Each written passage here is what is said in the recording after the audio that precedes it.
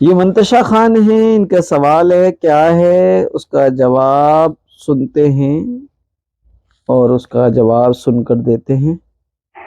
السلام علیکم مفتی صاحب، پریگنینسی میں کھڑے ہو کر نماز پڑھنے سے بچے کے اوپر کچھ غلط اثر تو نہیں ہوتا؟ مطلب کچھ دقت تو نہیں آتی؟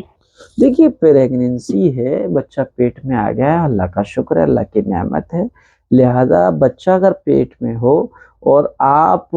بچے جو ہے نماز کھڑے ہو کر پڑھ سکتی ہیں، کوئی حرج کی بات نہیں، تو نماز کھڑے ہو کر پڑھ لیں، وہ بچے کو کوئی نقصان نہیں پہنچے گا۔ ہاں البتہ یہ ہے کہ جب 8واں 9واں مہینہ آئے تو ایسی صورت میں جو ہے سجدہ کرنا ممکن نہیں ہوتا، تو ایسی صورت میں بیٹھ کے نماز پڑھ لیں اور سجدے اور رکوع کا اشارہ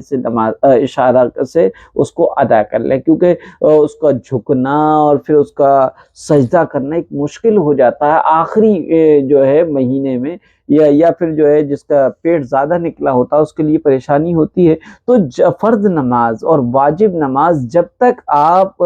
قیام کر سکتی ہیں، کھڑے ہو کر پڑھ سکتی ہیں، اور آپ کو اور آپ کے بچے کو کوئی نقصان بھی نہیں ہے کھڑے ہو کر نماز پڑھنے میں، تو ایسی صورت میں آپ کی فرض اور واجب نماز کھڑے ہو کر ہی ادا ہوگی، بیٹھ کر آپ نے اگر پڑھی تو نماز نہیں ہوگی۔ ہاں البتہ یہ پوچھا کہ کھڑے ہو کر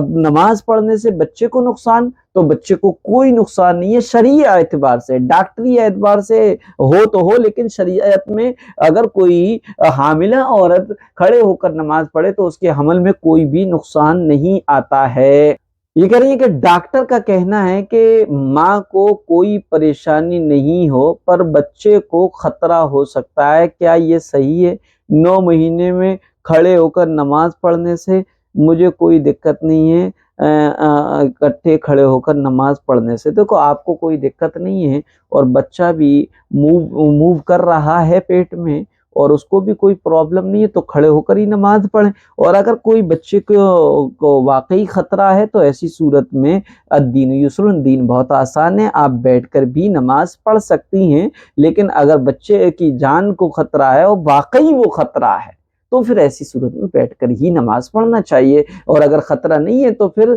بیٹھ کر نہ پڑھیں، کھڑے ہو کر پڑھیں۔